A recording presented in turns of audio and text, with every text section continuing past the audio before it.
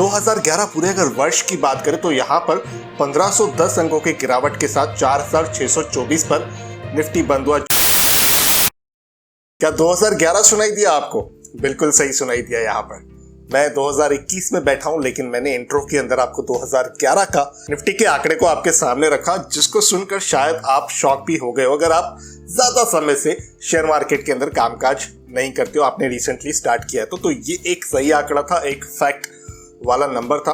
2011 में इसी प्रकार के निफ्टी की जो वैल्यू थी वो चला करती थी और उस वर्ष में एक पैरेलल इकोनॉमी भी हमारे साथ चलती थी, जिसको ब्लैक मनी के नाम से हम सभी जानते थे, जहां पर नोटों की गड्डियां एक्सचेंज होती थी किसी भी ट्रांजैक्शन को अगर करना हो तो। उसी समय पर एक सज्जन ने बैंकों के ऊपर एक बड़ा दाव खेलने के बारे में सोचा। अब बड़ा दाव मैं इसीलिए कह रहा हूं क्योंकि उनके लिए काफी बहुत ही बड़ा दाव था उस समय की। अगर मैं बात करूं, उनके पास केवल थी 1 लाख रुपए की पूंजी इन्वेस्टमेंट करने के लिए, जिस अमाउंट पर उन्हें रिस्क लेना पड़ रहा था क्योंकि उनको अपने रिटर्न्स को ऑप्टिमाइज करना था। तो वहां पर उन्होंने बैंकिंग इंडेक्स के अंदर अपने ज्यादा से ज्यादा इन्वेस्टमेंट को करने के बारे में सोचा। अभी के इस डिप्रेस्ड माहौल की मैं बात करूं तो इस प्रकार के मोटिवेशनल कंटेंट बनाकर मैं कहीं ना कहीं इंस्पिरेशन को दोबारा से रीजनरेट करने की कोशिश कर रहा हूं, ना कि केवल मेरे लिए बल्कि आपके लिए भी, ताकि जो लॉन्ग टर्म इन्वेस्टिंग वाला हमारा थॉट प्रोसेस है उसे हम कहीं पीछे ना छोड़ दें और हमेशा हम आने वाले 10 या 15 वर्षों के बारे में सोचें।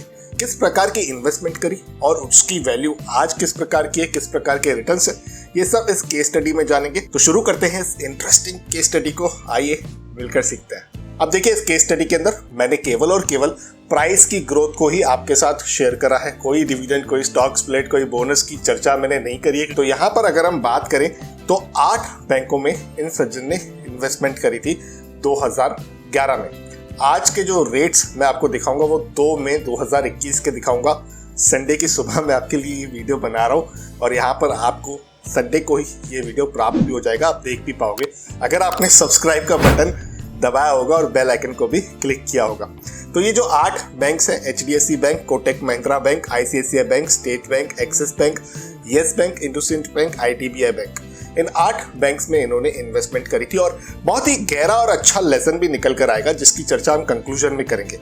यहाँ पर अगर मैं करंट मार्केट प्राइस की बात करूँ तो ये आपके सामने इनकी करंट मार्केट प्राइस आ रही है। क्वांटिटी की बात करूँ तो यहाँ पर एचडीएफसी बैंक के अंदर 40, कोटक महिंद्रा बैंक के अंदर भी 40, इस प्रकार की क्वांटिटी आप देख पा रहे हो। और इस क्वांटिटी के पीछे का एक लॉजिक है जो अभी कुछ देर में मैं आपके साथ शेयर करूंगा।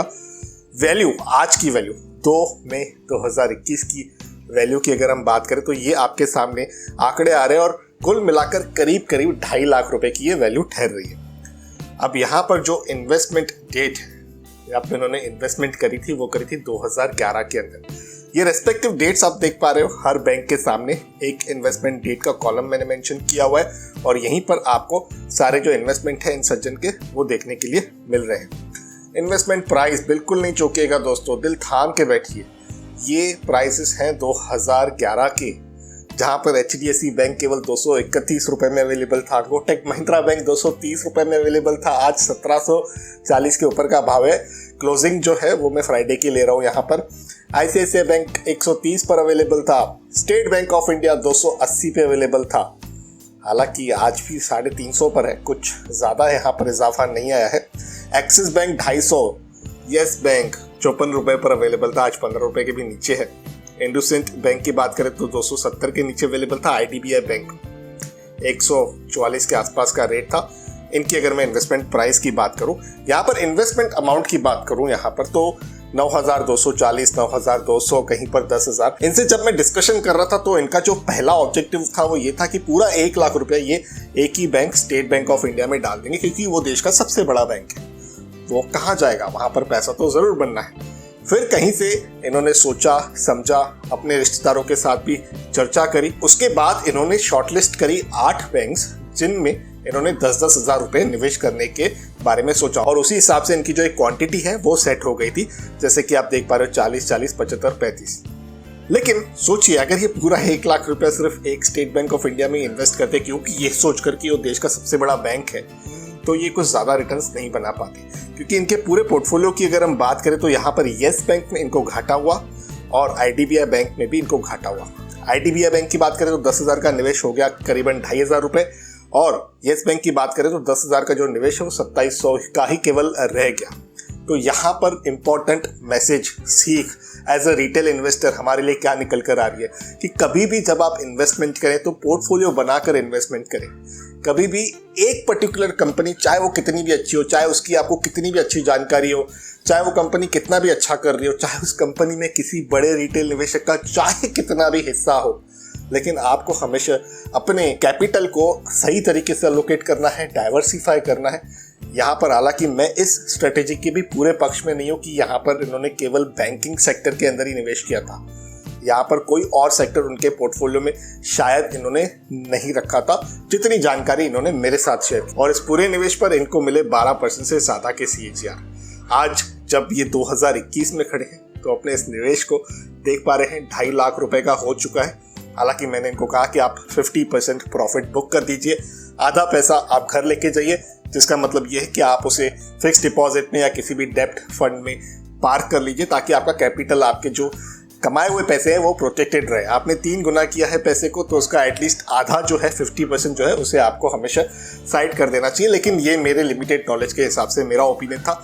मेरी ये ऑडियंस है जिनके साथ मैं इस इन्फॉर्मेशन को शेयर कर रहा हूँ, वो भी ज़रूर इन सज्जन की हेल्प करेगी। कैसे? कमेंट्स के माध्यम से लिख कर कि इन्हें अभी क्या करना चाहिए। क्या इन्हें पूरा पोर्टफोलियो सेल कर देना चाहिए क्योंकि अनसर्टेनिटी बहुत ज़्यादा है?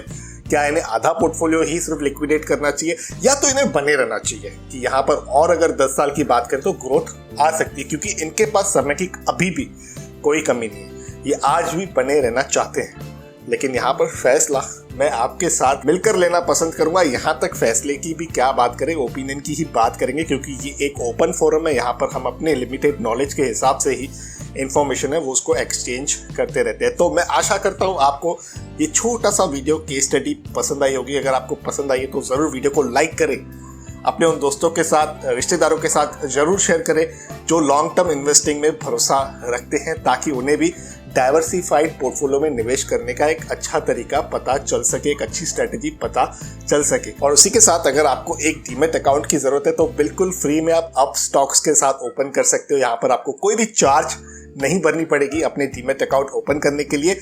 फ्री डिजिटल गोल्ड आपको मिल जाएगा। एक ही एप्लीकेशन के माध्यम से आप mutual funds, IPO, FNO, stocks के अंदर ट्रेड कर सकोगे, और यहाँ पर डिलीवरी पर आपको 0 चार्जेस लगती है। और जो फीस का स्ट्रक्चर रहा है अब स्टॉक्स का, वो हमेशा से ही काफी ज्यादा ट्रांसपेरेंट रहा है। यहाँ पर AMC भी आपसे मंथली बेसिस पर वसूली जाती है, और वो भी केवल 25 रुपए और 18% के GST का अमाउंट उसमें जोड़कर आपसे यहाँ पर वसूली जाती है। तो अब स्टॉक्स एक बेहद नामी जामी डिस्काउंट ब्रोकर है, आप जरूर कंसीडर कीजिएगा।